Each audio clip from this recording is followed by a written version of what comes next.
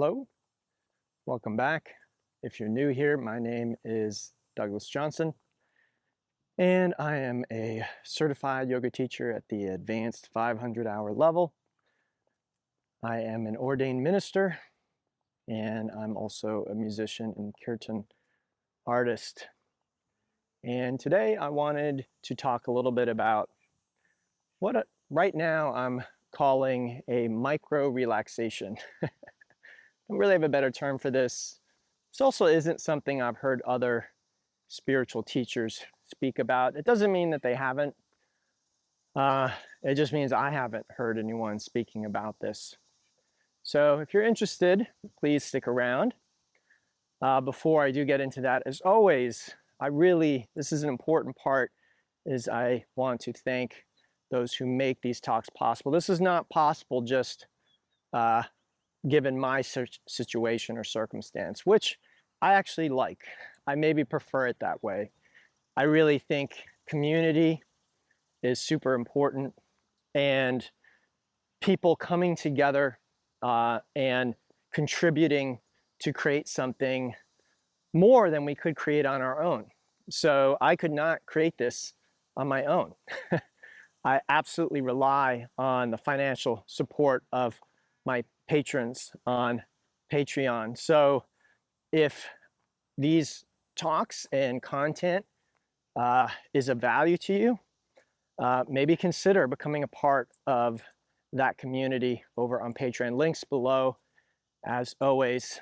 And of course, I appreciate everyone in the YouTube community who likes, subscribes, shares, and comments, because that helps spread the word. But it really is the patrons that make this possible. I don't have the resources in order to do this on my own. As much as I'd like that, it just isn't the case. So thank you. Okay, so there's probably a better term for this that I could come up with, and maybe I will in the future. Again, it's not something I've heard others speak about, but this relates to concepts that maybe you've heard other teachers speak about. Ram Dass has a book, Be Here Now. Eckhart Tolle has a book, The Power of Now. So we keep hearing about now. But then we hear these spiritual concepts and we think about the future. We think about the past. We get out of the now and we try and apply spiritual concepts to time. Well, in my experience, that doesn't really work. It just doesn't. Spiritual concepts are about eternity, and eternity transcends time. The closest thing you have to accessing eternity in time is the present, is what we call now. And that's why spiritual teachers talk so much about now. You can't be enlightened in the future. You might be a complete mess in the future. You can only be enlightened now. You can't be happy in the future. When the future arrives, it will be now.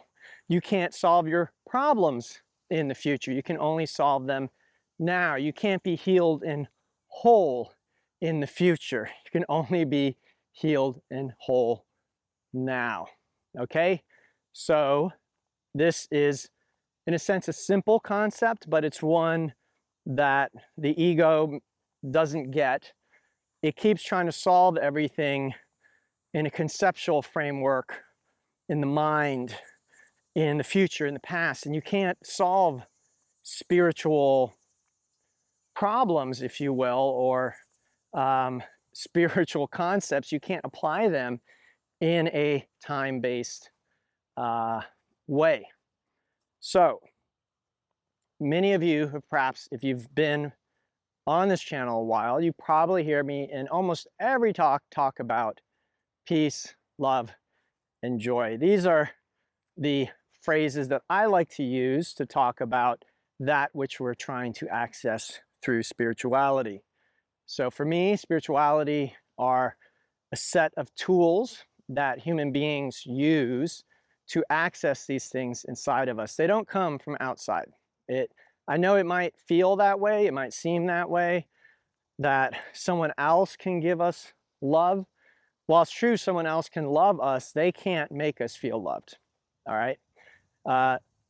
Maybe you've had the experience of somebody loving you very much, and yet you still feel alone, abandoned, unloved, uncared for. And yet you have someone sitting right next to you telling you how much they love and appreciate you. So I'm sorry, it just doesn't work that way. Other people do not make us feel loved. Love comes from within us.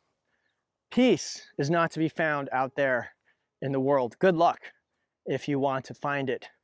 Yes, you might be able to manipulate circumstances in a way that temporarily things are peaceful, but it won't last. It won't last. And even if you do make it last, you don't really have peace because it's so easily disturbed. Peace, in a sense, is eternal. Again, it's not something that gets disturbed just because someone is honking their horn or using a jackhammer, okay? That's ego peace or relative peace. And experiencing relative peace can be an important step to experiencing true peace or transcendent peace, but that's not all it is. And some people, they get very obsessed with trying to make their environment peaceful or their life peaceful. What I find is people who truly find peace, in general, peace follows them around and their life naturally becomes very peaceful. It doesn't mean that every moment of every day is peaceful. They might experience a jackhammer just like anyone else, or something raucous music, or something very unpeaceful. But it doesn't take their peace or disturb their peace, because their peace is much more robust than that, because again, it's not coming from manipulating the outside. Same with joy. A lot of us think that joy is going to come from winning the lottery or getting what we want or having a new relationship or whatever it is. Sure, you can experience a chemical reaction in your body that feels a lot like joy, but again, spiritual concepts are about the eternal, not about a blip. So yes, I can have a little blip of joy and then I find that it goes away again. So today's talk wanted to really come to brass tacks, and you've probably heard me do this in other ways in other talks, but today I really wanted to focus in on this concept because I feel that it'd be helpful for many people. And the idea is that we're not worried about the next moment. We're worried about this moment. We're concerned. Maybe worry is not the best word. We're concerned with this moment, okay? So how can I feel peace forever isn't a question we want to concern ourselves with. We want to concern ourselves with peace now. And we want to concern ourselves with finding peace regardless of circumstances. So again, yes, if I build a salt room in my house and I go in there and I put on relaxing music and a face mask and I then yes, I might feel peaceful because I've again manipulated the outside circumstance to find peace. But in a sense, this is artificial. This is looking externally to change how I feel internally. True peace can be found in any moment, this very moment. You can find true peace if you go inside and just explore that concept. Maybe right now, pause the video, whatever's going on in your life, go inside and see if you can find some true peace. You might find a lot of thoughts. You might find a lot of emotions. You might find a lot of other stuff. You might find stuff you don't like. But really inquire, does this mean that peace is not present just because there's something I don't like? Just because I have a thought? Is that really true? Or is peace the very background on which these other things are showing up? Okay? The thoughts, the emotions, the jackhammer, that is actually happening within a container of peace. Now, I'm not asking you to believe me. I am asking you to inquire on your own. Now, this is something, if you're interested, we could do together. Some people have difficulty with these exercises, so it's helpful to do what's called direct pointing. Okay, but you definitely don't need to do that. You can do this on your own if you're really honest. So you just close your eyes and you go inside and you inquire, is there peace here now? Same with joy and love. In this moment, can I find peace, joy, love? Is there any aspect of this moment where I can find those things? Maybe it feels very small. Maybe it feels very indistinct. But I think if you're really honest with yourself and you set aside perhaps your conception of what these things should look like, you might find that, oh, hey, actually, yeah, these things are here. Okay, so this is the eternal. It's my experience, and again, I can't speak for you. If you're not experiencing this, then maybe reach out and maybe I can guide you to this experience. Perhaps not. But my teachers pointed to this, and I've experienced it for myself. And it's my experience that these things are always present. Always. If I take the time to stop and look for them, irrespective of circumstance, they are here, okay? Because they are the background on which everything else is playing out. So it's a little bit like being at a movie theater and you're watching the movie and then I tap you and you're completely engrossed in the movie, but I tap you for a moment and I say, hey, where are we? And then you notice the screen on which the movie is playing, you notice the theater in which we're sitting, and you say, well, we're in the movie theater. Okay? So it's a little bit like that. You have the drama of your life, the form, okay? Because spirituality is about form and formlessness, at least in the way that Buddhism frames it. So we have the form, which is that which we can name and see, that which comes and goes, and it's wonderful. Nothing bad about it. We don't need to get rid of it. We don't need to hate it. We don't need to transcend it. All we need to do is enjoy it. Can you enjoy it? What I find and what I think has been true throughout human spirituality is you probably won't be able to enjoy it, or at least enjoy it as much as you could, without being able to be aware of the background, okay? Now, do you always need to be aware of the background? Honestly, I don't think so. I think there are moments when you start finding yourself getting too lost in the movie, the forms of your experience, where you're going to stop enjoying the experience. Some of you may remember my movie analogy, and I've done a talk about this, and maybe I'll do another talk. I like to update things from time to time, but go back on the channel, find the video with the movie analogy in there, and you'll find that in order to enjoy a film, you need to be invested and interested in the outcomes of the characters, but not too much. Too much, and then you lose yourself in the narrative, in the story. And then if the character is, if you actually think you are the character in the movie, in a sense, you're mentally ill, okay? You won't be able to enjoy it, because when the character is hanging on the edge of a cliff by one finger, instead of just feeling some exhilaration, you will be terrified. You will probably go to the bathroom in your pants right then and there if you were actually hanging on the side of a cliff. But you can watch someone in a film who you care about hanging on the side of a cliff, and it's exhilarating, it's exciting, it's nail-biting.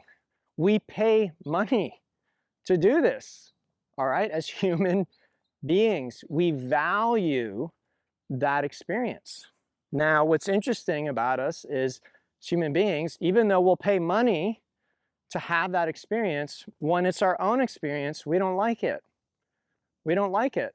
We don't want to be on the edge of the cliff. We don't want to have our heart broken. We don't want to be in a situation where we're unsure of the outcome. It makes no sense, but that's because we're too identified with this movie, this story, this narrative. We think this is it. I'm it. This is it. And if this doesn't work out, all hell is going to break loose, or, you know, whatever it might be. I'm going to be eternally miserable. So for me, the key to enjoying life is just being able to step back and be aware of where we really are. And again, there really is no time that you can do this other than right now. So what I'm calling a micro relaxation is just a moment where you stop and you notice. Now, again, if you're having trouble finding the peace and the joy and the love, then it may be helpful to identify the things that seem to be, they're not actually, they seem to be getting in the way. So that could be a physical sensation, again, a jackhammer going off. It could be, you know, pain in a hip or something like that.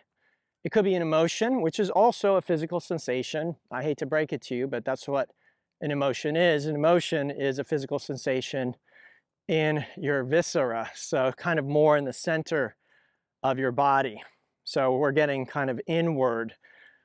What we call, you know, sensation, we very often see or think of as coming from outside, and then emotions we feel that they're inside of us. Even if the stimulus came from outside, we feel something inside of us, and that tells us we're having an emotion. Now, emotions are usually also tied with thoughts, conscious or unconscious, but these are also forms that we can be aware of. What assumptions am I making? What is my mind doing? What does it seem to be preoccupied with? Because often the mind will seem to have its own agenda. Whether that's ultimately true or not is a different story, but our experience of it, for many of us, is that the mind seems to have a mind of its own. It seems to just decide to focus on certain things and ignore other things.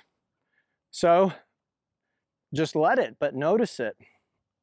So, oh, my mind is racing. So again, I might have a moment, and in this moment, I introspect, I go inside, okay? All spiritual traditions and teachers who are really esoteric, who are really trying to take you deep, beyond just ritual, beyond just appearances, they're going to ask you to go inside at a certain point, because that's where the gold is. That's where we really find the answers inside of us. And eventually you realize everything is inside of you.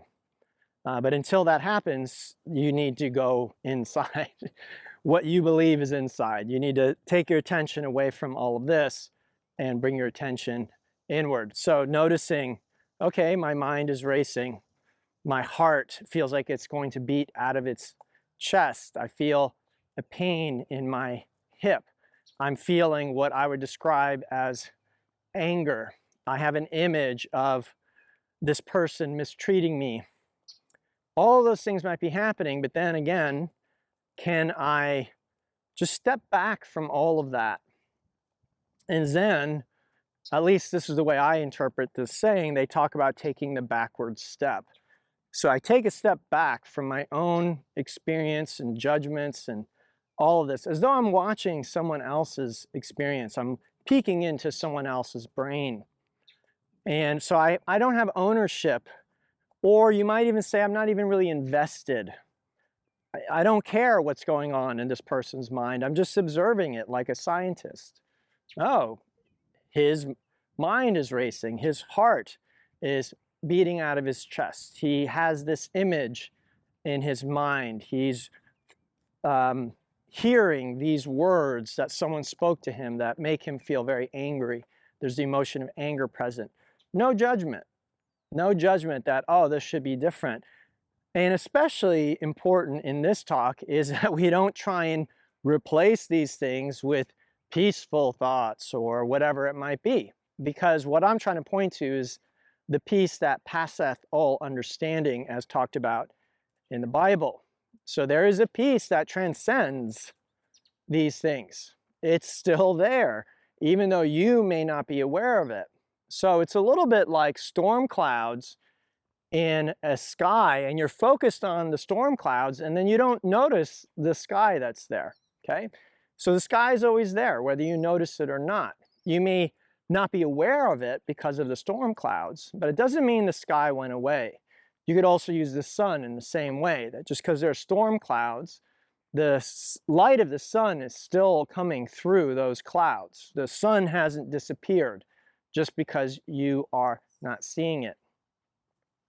So we notice all this stuff playing out, going on, and then we want to investigate. What else is there?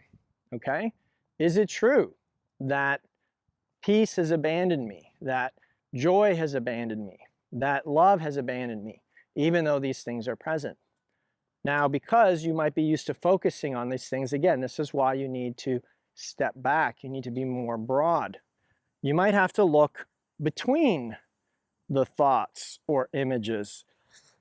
You might have to look outside of what your mind is hyper-focused on. Awareness is infinite, and it has no edge or boundary. So if you feel like this little corner of the universe is lacking in peace, joy, love, then why not take your attention or awareness out? Why not be more broad? And I think, at least in my experience, at some point, you will find peace, love, and joy in that moment. not in another moment, and not by getting rid of all the cacophony. Just leave the cacophony alone. You don't need to fix it. You don't need to do anything about it. Just leave it alone. Get away from it, you might say, inwardly. Okay, you don't need to physically get away from it. So what you might find is, if you do that, if you follow my advice, that then those things might change. They may not, and it's okay if they don't, but they might. You might find that your heart slows, that perhaps the judgments, the thoughts that seem so real that you had been wronged, that someone had done something to you, you might find that that softens, and that maybe a different perspective comes in. That, well, maybe they didn't actually mean harm. Maybe they were actually doing their best. Again, all these things can shift. They can change, because that is in their nature, to be honest. Okay? The form, the world, the movie, right? What if you went to a movie and there was just one image projected on the screen? Would you call that a movie? No, you wouldn't. It would not be a very satisfying movie. I could make a movie like that, right? Even though the frames were moving, it just kept projecting the same thing. But this isn't the nature of a movie, and it isn't the nature of our lives, as much as you may believe that's what you want. You might believe that you want to find someone who will love you forever in exactly the same way. But what you will find is that's not possible. They may love you forever, but what you'll find is you will change. They will change. Your circumstances will change. Your desires will change. This is the nature of the form, okay? That is the very nature of it. So expecting it to be other than it is wanting something that's not possible. And you see a lot of human suffering happening because humans are trying to essentially freeze that which cannot be frozen. They are trying to stop the movie on one frame that they particularly like and just hold it there. And that's not the nature of a movie. Maybe you could convince the projector to do that, the projectionist. But then everyone around you is going to start complaining. They want to see the rest of the movie, okay? So what Buddha taught us was that really the best thing to do is to let the movie be what a movie is. It's going to be dramatic. It's going to change. It's going to move. That trying to stop that is a source of suffering, that you will suffer in trying to get the form, the arisings, to be other than it is in their nature to be. Instead, the security that you crave, the love that you crave, the joy that you crave, instead of trying to squeeze them out of these changing forms, you instead find them in this moment, just as it is, without trying to change a thing. You find it right here, right now, because there's no other time you can find it. You find it right here and right now. And you let the movie be the movie. You enjoy the movie for what it is. And this is one of the big changes that happened in traditions like Buddhism and in yoga, where you find that the earlier teachings essentially rejected the forms. They rejected the movie. They said, well, that movie isn't real, so get away from it. Don't have anything to do with it. Sit over here in a corner and meditate. The movie's playing, but don't look at it. Sit in this corner, face the wall. Don't pay any attention to it. And that probably went on for hundreds, if not thousands of years. This was considered the ultimate teaching, and there are people around today who are still advocating for this, okay? And this may be a necessary step for some people. So I'm not going to condemn it outright or say that that's wrong or bad or evil. I will say that in my experience, it's not complete. It's not a complete understanding. And so for complete understanding, we need to embrace and allow and enjoy form. Form is emptiness. Emptiness is form. We're not actually separate from the movie. It's our movie in a sense. Now, if we're solely identified as the character in the movie, we will suffer. But likewise, if we try and divest ourselves of the movie entirely, I would say we are going to suffer again, but in a different way.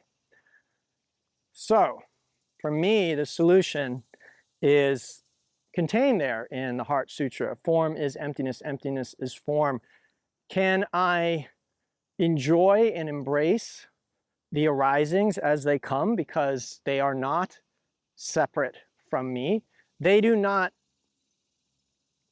encapsulate the totality of what I am, because part of what I am is nameless and formless and eternal. These forms have names.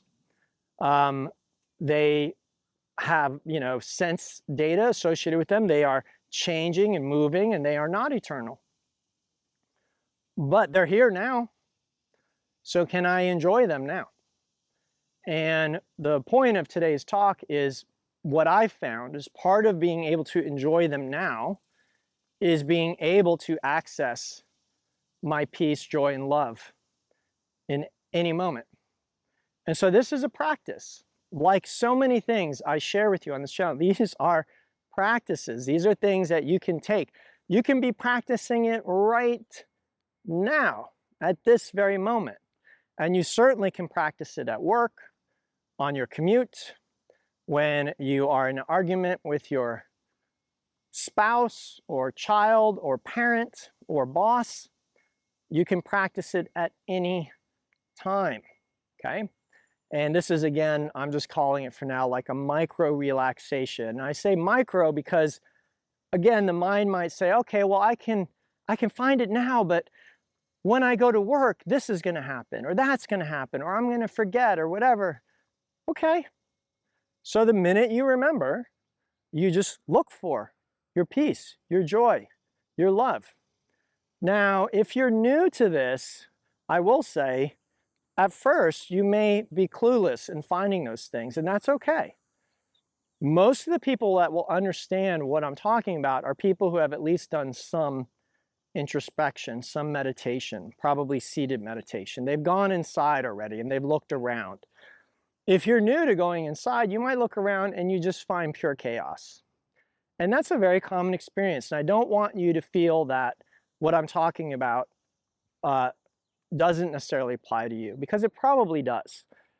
It probably is just familiarity.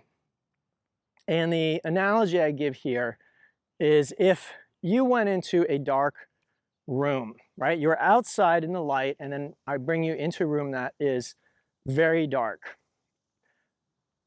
You don't see anything. Does that mean that there's nothing there? Of course not. There could be many things there, but your eyes have not adjusted. So for most people, when they first go inside and they try and notice their thoughts, their emotions, their sense perceptions, these types of things, they don't know how to separate themselves from these things. And so it doesn't make sense to them what I might be talking about. So think of this like coming into a room and letting your eyes acclimate. So if you're new, if you've tried it, you're like, yeah, Doug, I went inside and I don't know what you're talking about. There's no peace, there's no joy, there's no love, it's just thoughts and all this stuff going on. Okay, I can relate, I can understand. Not only did that happen to me, it also happens to many people who, it's really your first time meditating if that's what's happened to you, most likely. Or maybe not your very first time, but probably haven't spent much time meditating, or at least meditating in the way that I would define it.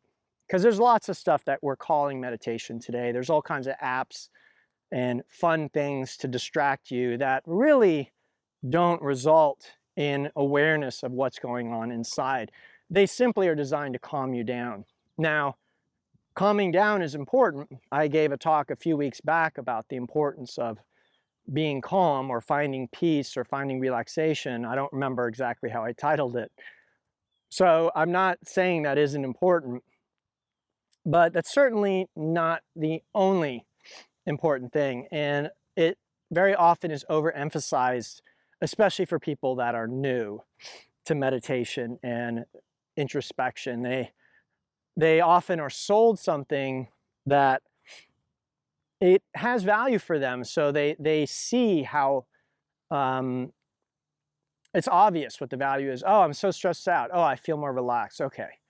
And so then they start thinking that that's what meditation is.